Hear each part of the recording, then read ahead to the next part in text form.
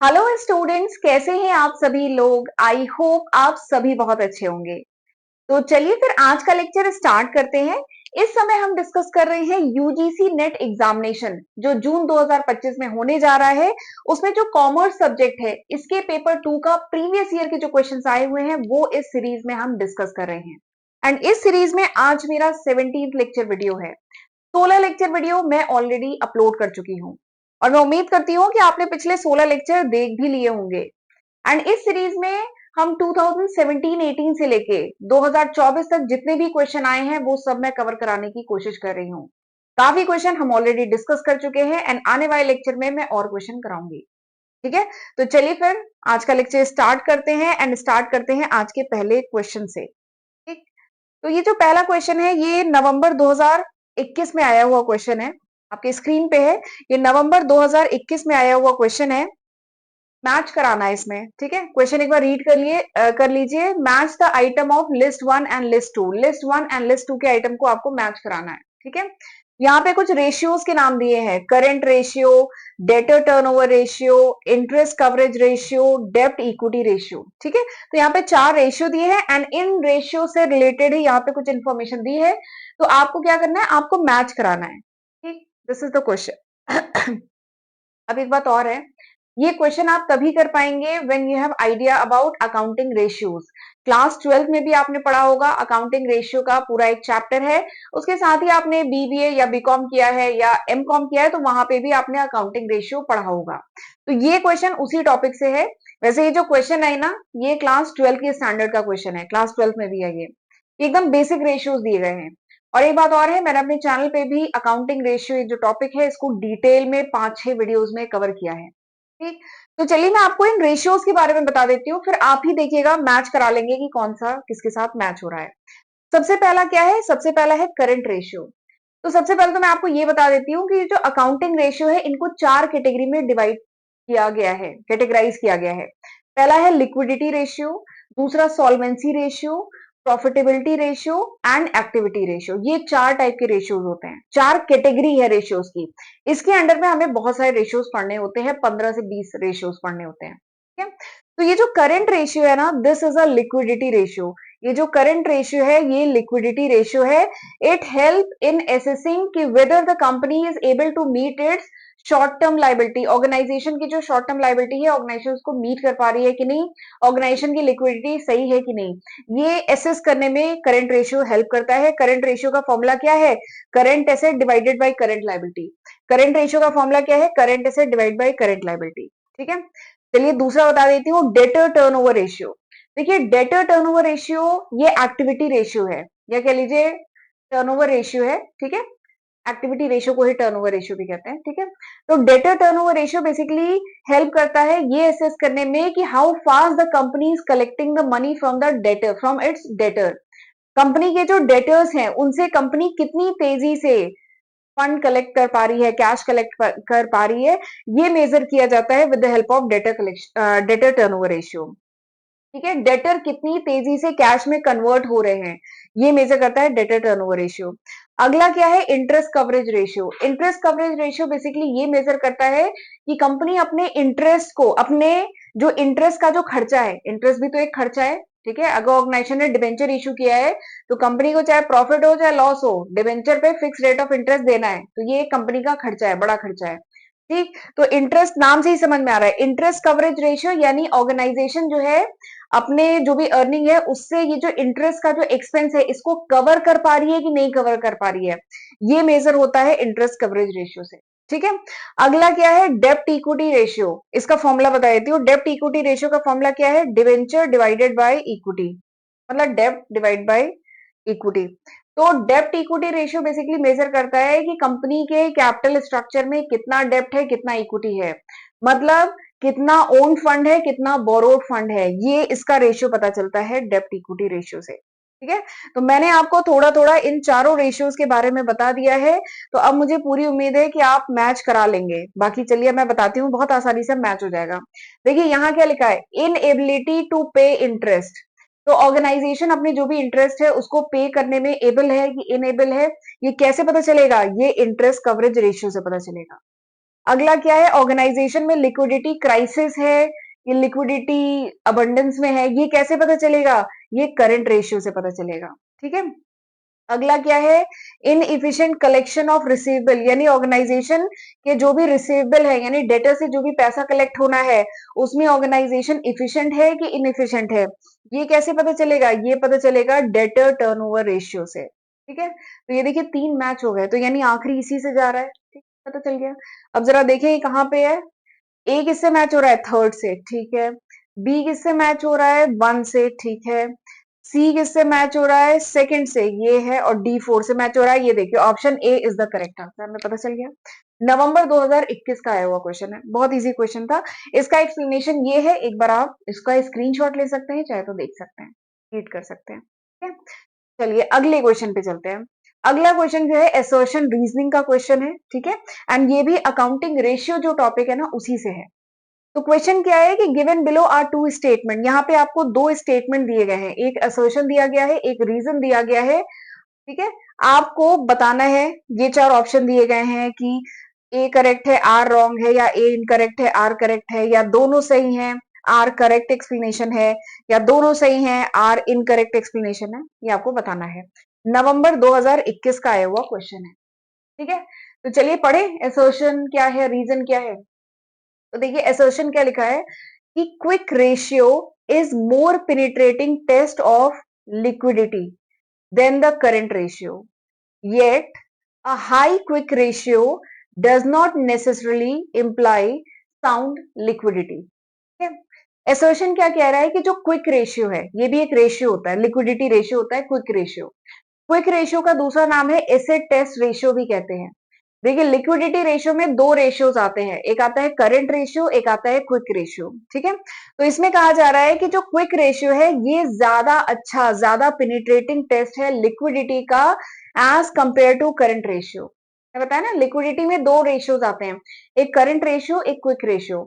तो एसोसिएशन में कहा जा रहा है कि जो क्विक रेशियो है ये ज्यादा अच्छा टेस्ट है अगर आपको किसी ऑर्गेनाइजेशन की लिक्विडिटी को मेजर करना है कि ऑर्गेनाइजेशन मतलब लिक्विडिटी सही है कि नहीं है, ये मेजर करना है, तो क्विक रेशियो ज्यादा अच्छा रेशियो है। ठीक है, ये ज्यादा अच्छा टेस्ट है, कह लीजिए ये ज्यादा अच्छा टेस्ट है लिक्विडिटी को मेजर करने का।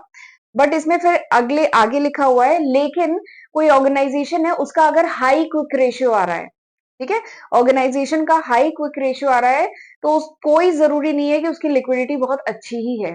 ये इसमें कहा गया है कि high quick ratio does not necessarily means the organisation have high मतलब साउंड लिक्विडिटी, उसकी लिक्विडिटी भी बहुत अच्छी है, इसका ये मतलब नहीं है। ठीक है, तो ये असर्शन में कहा गया है।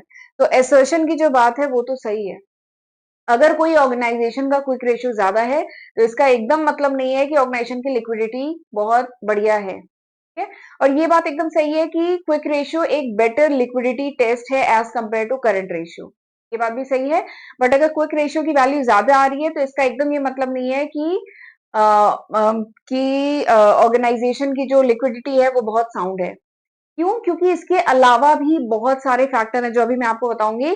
क्योंकि क्विक रेशियो लिक्विडिटी मेजर कर रहा है, ठीक है, लेकिन इसके साथ ही ऑर्गेनाइजेशन के कुछ दूसरे फैक्टर हैं वो भी कंसीडर किए जाते हैं, और वो अगर पॉजिटिव है तब समझ में आता है कि ऑर्गेनाइजेशन की लिक्विडिटी अच्छी है। ठीक है, तो यानी असर्शन में जो बात कही गई है वो तो एकदम सही है कि क्विक रेशियो ज्यादा बढ़िया टेस्ट है, प्लस क्विक रेशियो हाई है, इसका मतलब ये एकदम नहीं है कि लिक्विडिटी बहुत अच्छी है। या कुछ दूसरे फैक्टर भी हैं जो कंसीडर करने होते हैं। फिर इसका रीजन दिया गया है, क्यों रीजन दिया गया है, a company with high value of quick ratio, एक कंपनी जिसकी हाई वैल्यू है क्विक रेशियो की, can suffer from shortage of fund, यानी ऐसा भी हो सकता है कि ऑर्गेनाइजेशन की क्विक वैल्यू क्विक रेशियो बहुत हाई है लेकिन फिर भी ऑर्गेनाइजेशन में शॉर्टेज ऑफ फंड है। क्यों? क्योंकि शायद उसके जो डेटर्स थे, देखिए लिखा है it has slow paying doubtful and long duration outstanding debtor in the light of above statement. Quick ratio तो बहुत ज्यादा है लेकिन क्या पता ऑर्गेनाइजेशन के कुछ ऐसे डेटर हो जिनसे जो पेमेंट आना हो वो बहुत स्लो आ रहा है, वो आउटस्टैंडिंग है, डेटर पेमेंट ही नहीं कर रहे टाइम पे, तो क्या ऑर्गेनाइजेशन में लिक्विडिटी बनी रहेगी? नहीं, ऑर्गेनाइजेशन की लिक्विडिटी नहीं होगी सही। तो यानी रीजन भी एकदम सही है। ठीक है, तो यहाँ पे क्या होगा, both A and R R correct and R is the correct explanation of A. ठीक, तो option C is the correct answer. ये इसका एक्सप्लेनेशन है, एक बार देख लीजिए। ये जो क्विक रेशियो है इसको एसिड टेस्ट रेशियो भी कहते हैं। शॉर्ट टर्म लायबिलिटी ऑर्गेनाइजेशन की चेक करता है, शॉर्ट टर्म लायबिलिटी ऑर्गेनाइजेशन पे कर पाती है कि नहीं ये चेक करता है। ठीक है, क्विक रेशियो का फॉर्मूला की अगर बात करें तो क्या होता है, current asset minus inventory minus prepaid expense divided by current liability. देखिए करंट रेशियो का फॉर्मूला क्या होता है, करंट रेशियो का फॉर्मूला है current asset by current liability.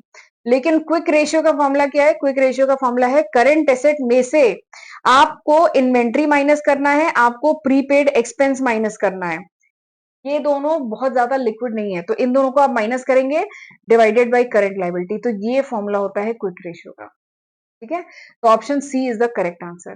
चलिए आगे बढ़ते हैं, लेकिन आगे बढ़ने से पहले ना, मेरे चैनल पे हर दिन काफी नए स्टूडेंट्स आते हैं जिन्हें मेरे चैनल के बारे में इतना नहीं पता है, उन्हें नहीं पता है कि मैं कौन कौन से सब्जेक्ट पढ़ा चुकी हूँ। तो एक बार जरूर देख लीजिए, ये सारे सब्जेक्ट हैं जो मैं अपने चैनल पे आज की तारीख तक पढ़ा चुकी हूँ, जून 2025 तक। तो जरूर इसका फायदा उठाइएगा, इसकी हद से पढ़िएगा। 1000 से भी ज्यादा वीडियो लेक्चर मेरे चैनल पे अपलोडेड हैं आज की तारीख तक। ये मेरा फर्स्ट चैनल है and this is my second channel. ये सारे सब्जेक्ट आपको मेरे चैनल पे मिल जाएंगे। एंड कॉमर्स का जो सिलेबस है नेट एग्जामिनेशन में, उसको लेके कोई डाउट हो तो ऑलरेडी एक वीडियो बना चुकी हूँ, वो आप रेफर कर सकते हैं। एंड अगर यहाँ तक पहुंच गए हैं तो चैनल को लाइक जरूर करिएगा। ठीक है, इस वीडियो को लाइक करिएगा, कमेंट करके मुझे बताइएगा कि ये लेक्चर आपको कैसा लगा। ठीक है, एंड फ्रेंड्स के साथ भी जरूर शेयर करिएगा। ओके, और अगर नोट्स वगैरह चाहिए तो मेरी एप्लीकेशन डाउनलोड कर लीजिएगा, लिंक मैं डिस्क्रिप्शन में दे दूंगी, तो वहां से आपको नोट्स मिल जाएंगे। ठीक है, चलिए आगे बढ़ते हैं अगले क्वेश्चन पे। ये क्वेश्चन भी बहुत अच्छा है, सितंबर 2022 में आया हुआ क्वेश्चन है। क्वेश्चन क्या कह रहा है क्वेश्चन कह रहा है कि एक prudent financial policy suggested by Marris hypothesis to maximise balance growth of a firm is based on which of the following financial ratios। ठीक है, तो क्वेश्चन कह रहा है कि मैरिस हाइपोथेसिस ने सजेस्ट किया था, जो मैरिस हाइपोथेसिस है उसमें सजेस्ट किया गया था, प्रूडेंट फाइनेंशियल पॉलिसी सजेस्ट की गई थी, और उसमें कहा गया था कि ऑर्गेनाइजेशन को एक बैलेंस ग्रोथ की तरफ देखना चाहिए, ऑर्गेनाइजेशन को कोशिश करनी चाहिए कि अपनी बैलेंस ग्रोथ को मैक्सिमाइज करे। ठीक है, तो आपको बताना है कि फिर उस मैरिस हाइपोथेसिस में किन रेशियोज का रेफरेंस दिया गया था, किन रेशियोज को मैक्सिमाइज करने या किन रेशियोज के बारे में इस हाइपोथेसिस में, मैरिस हाइपोथेसिस में जो प्रूडेंट फाइनेंशियल पॉलिसी दी गई थी उसमें किन रेशियोज के बारे में बात की गई थी। Retention ratio, liquidity ratio, return on capital employed ratio, debt equity ratio या रिटर्न ऑन इन्वेस्टमेंट रेशियो। इन 5 रेशियो में से किस रेशियो के बारे में बात की गई थी मैरिस हाइपोथेसिस में। मैरिस हाइपोथेसिस की जो प्रूडेंट फाइनेंशियल पॉलिसी है उसमें किसके बारे में बात की गई थी। ठीक है, ये आपको बताना है। ठीक, और फिर उसके बाद आपको 4 ऑप्शन दिए गए, इसमें से चूज करना है कौन सा सही है। तो चलिए, ये क्वेश्चन आप तभी कर पाएंगे when you have idea about this Marris hypothesis. Marris ने जो प्रूडेंट फाइनेंशियल पॉलिसी दी थी उसके बारे में अगर आपको आइडिया है तभी ये क्वेश्चन कर पाएंगे। तो सबसे पहले तो मैं आपको इस हाइपोथेसिस के बारे में बता देती हूँ, इस हाइपोथेसिस में क्या कहा गया था वो बता देती हूँ, फिर आप देखिएगा खुद ही बता देंगे कि इसमें कौन से रेशियो रिलेवेंट है, कौन से फाइनेंशियल रेशियोज। ठीक है, तो देखिए जो मैरिस हाइपोथेसिस है इसको ग्रोथ मैक्सिमाइजेशन मॉडल भी कहते हैं। ये जो मैरिस हाइपोथेसिस जो क्वेश्चन में बात हो रही है इसको ग्रोथ मैक्सिमाइजेशन मॉडल भी कहते हैं। इसमें क्या कहा गया था कि ऑर्गेनाइजेशन को प्रॉफिट मैक्सिमाइजेशन पे नहीं फोकस करना चाहिए, ऑर्गेनाइजेशन को ग्रोथ पे, जो मैनेजर है उन्हें ऑर्गेनाइजेशन की ग्रोथ पे फोकस करना चाहिए, प्रॉफिट मैक्सिमाइजेशन पे नहीं फोकस करना चाहिए। फर्म अगर ग्रो करेगी तो प्रॉफिट तो अपने आप मैक्सिमाइज होगा, तो प्रॉफिट मैक्सिमाइजेशन पे नहीं फोकस करना चाहिए, फर्म की ग्रोथ पे फोकस करना चाहिए। और फिर मैरिस हाइपोथेसिस में बैलेंस ग्रोथ के बारे में बात की गई थी कि ऑर्गेनाइजेशन को बैलेंस ग्रोथ के बारे में, मतलब बैलेंस ग्रोथ पे फोकस करना चाहिए। और फिर इन्होंने सजेस्ट किया था कि जो प्रूडेंट फाइनेंशियल पॉलिसी है, ठीक है, उसमें कुछ फीचर है, 3 इंपॉर्टेंट फीचर है। अगर कोई प्रूडेंट फाइनेंशियल पॉलिसी है मैरिस के अकॉर्डिंग तो उसके 3 फीचर्स होने चाहिए। पहला क्या है, प्रायोरिटाइज लिक्विडिटी, यानी ऑर्गेनाइजेशन में लिक्विडिटी तो होनी चाहिए, प्रायोरिटाइज लिक्विडिटी पहला इसका मैरिस हाइपोथेसिस में प्रूडेंट फाइनेंशियल पॉलिसी में पहला जो इंपॉर्टेंट बात है जिसपे फोकस किया गया था वो था कि प्रायोरिटाइज लिक्विडिटी, लिक्विडिटी होनी चाहिए। दूसरा क्या था, बैलेंसिंग डेप्ट एंड इक्विटी, ऑर्गेनाइजेशन में डेप्ट और इक्विटी का प्रॉपर बैलेंस होना चाहिए। अगला क्या था, कंसीडरिंग रिटेंशन रेशियो, तीसरी बात थी कंसीडरिंग रिटेंशन रेशियो। रिटेंशन मतलब क्या होता है कि ऑर्गेनाइजेशन में जो प्रॉफिट आया तो प्रॉफिट को आप पूरा का पूरा डिस्ट्रीब्यूट ना कर देना in the form of dividend, पूरा डिस्ट्रीब्यूट ना करना, उस प्रॉफिट को फिर से ऑर्गेनाइजेशन में री इन्वेस्ट करना, दैट इज कॉल्ड रिटेंशन। ठीक है, तो इन तीन बात पे इस हाइपोथेसिस में एम्फेसिस किया गया था कि लिक्विडिटी प्रायोरिटी पे होनी चाहिए, डेप्ट इक्विटी में प्रॉपर बैलेंस होना चाहिए एंड रिटेंशन होना चाहिए, प्रॉफिट को रिटेन करना है। ठीक है, तो बताइए इसमें से कौन कौन से जो रेशियोज हैं वो इससे रिलेवेंट हैं, इससे रिलेटेड हैं। तो देखिए, एक तो डेप्ट इक्विटी रेशियो, जो सेकंड पॉइंट में कहा गया था ना कि बैलेंस होना चाहिए डेप्ट और इक्विटी का, तो डेप्ट इक्विटी रेशियो। पहला पॉइंट क्या कहा गया था कि लिक्विडिटी प्रायोरिटाइज होनी चाहिए, यानी लिक्विडिटी पे फोकस होना चाहिए, तो ये लिक्विडिटी रेशियो।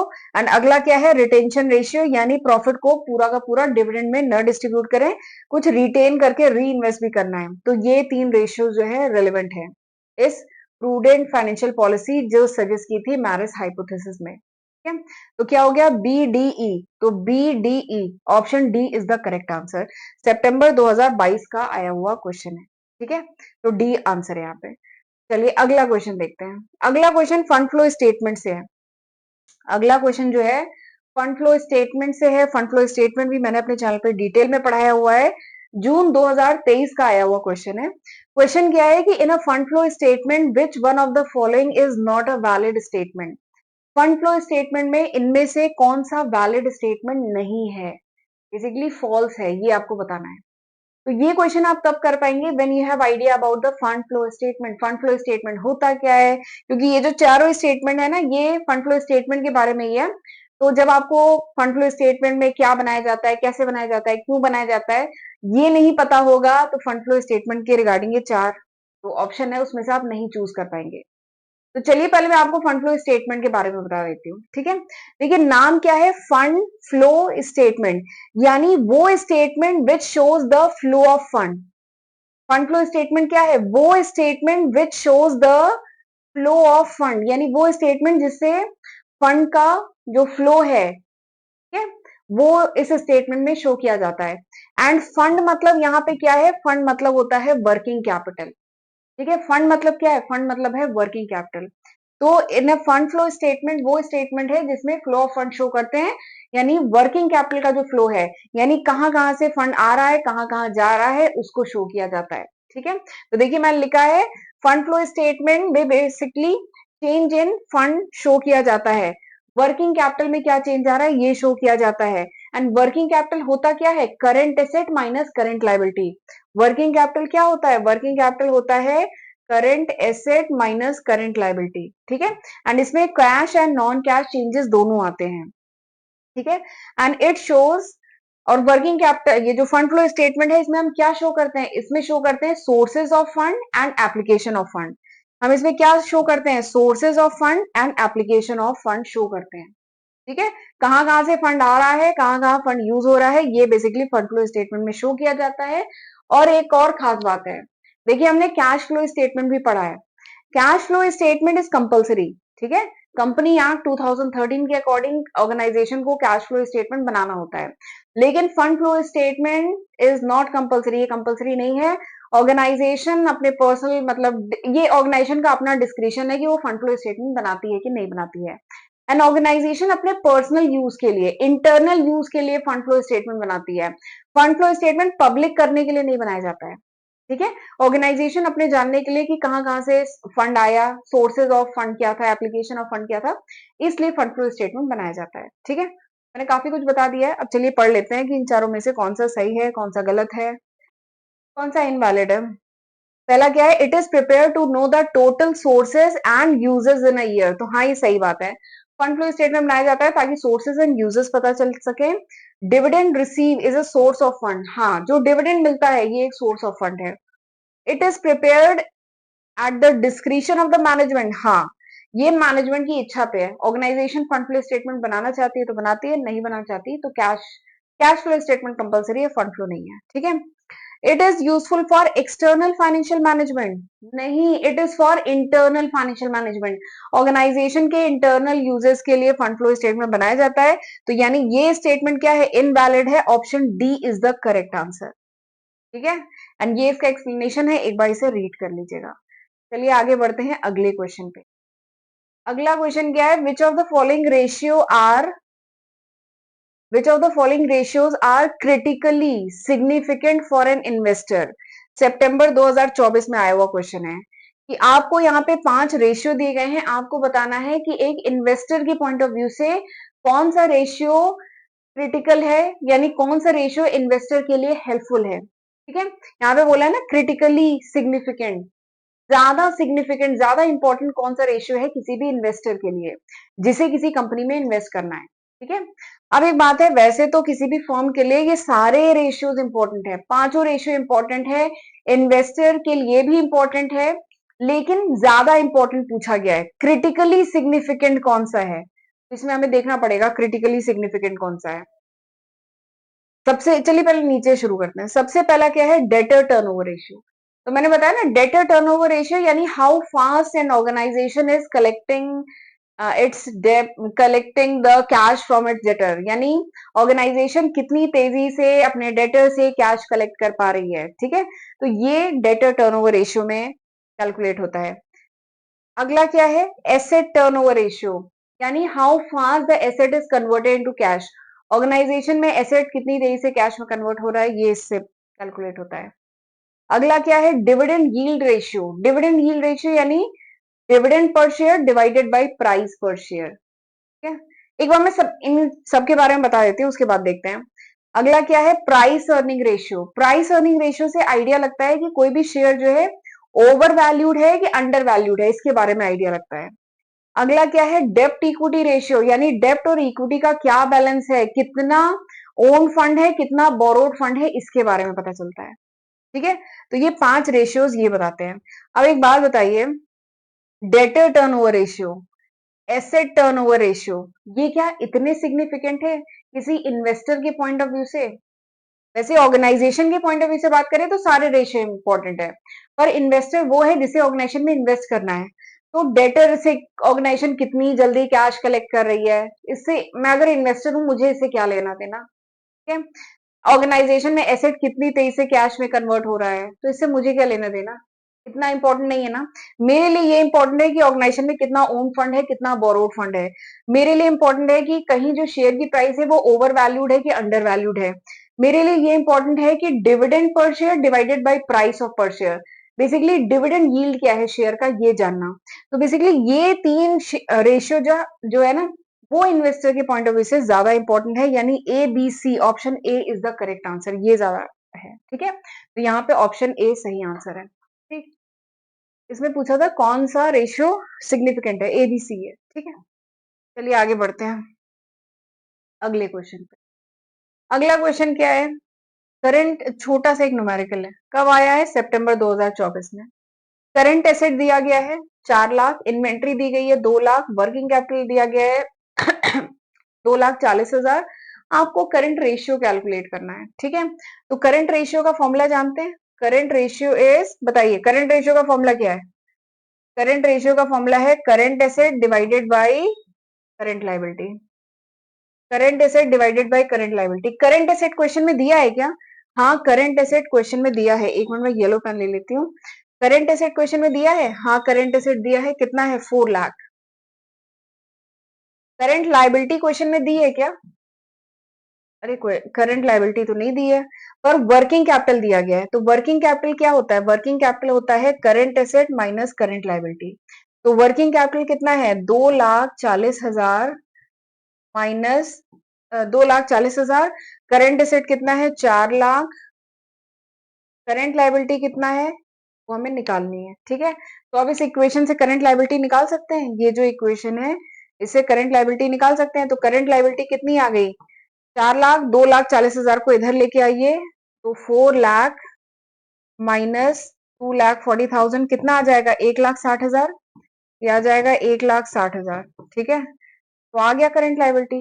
तो करंट एसेट ये है, करंट लायबिलिटी तो करंट रेशियो मुझे निकालना है ना, तो current asset divided by current liability. Current asset कितना है 4 लाख, करंट लायबिलिटी कितना है 1,60,000, डिवाइड कर दीजिए इसे 40/16। 8 से काटे 8 टू जा 5 जा, यानी दिस इज इक्वल्स टू 2.5, यानी 2.5:1। दिस इज द रेशियो, दिख रहा है? ठीक। अब एक बात बताइए, इन चारों ऑप्शन में से कहीं दिख रहा है आपको 2.5:1? कहीं दिख रहा है? नहीं दिख रहा है ना, एक्चुअली यहाँ पे मिसप्रिंट है। ये जो, एक सेकेंड, ये जो 5:1 लिखा है ना, ये एक्चुअली 2.5:1 है। ठीक है, ये मिसप्रिंट है। तो option B is the correct answer. ये 2.5:1 है, तो यही आंसर है। ठीक। चलिए आगे बढ़ते हैं, और इसी के साथ आज का जो क्वेश्चन थे वो ओवर होते हैं। अब अगर आप यहाँ तक पहुंच गए हैं तो चैनल को जल्दी से सब्सक्राइब कर लीजिएगा, अगर अभी तक नहीं किया है तो। ठीक है, आज के लेक्चर में हम इतने ही क्वेश्चन करते हैं, अगले लेक्चर में हम कुछ और क्वेश्चन करेंगे। एंड प्लीज मुझे मोटिवेट करने के लिए वीडियो को लाइक जरूर किया करिए, कमेंट करके मुझे बताइएगा कि आज जो हमने जितने क्वेश्चन किए हैं उसमें से आपको कितने आते थे। ठीक है, क्या सारे ही क्वेश्चन आपके लिए डिफिकल्ट थे या आपने बहुत इजीली वो क्वेश्चन कर लिए, ये प्लीज मुझे कमेंट सेक्शन में बताइएगा। ठीक है, तो चलिए फिर मिलते हैं अगले लेक्चर वीडियो में, तब तक अपना ध्यान रखिएगा। God bless you.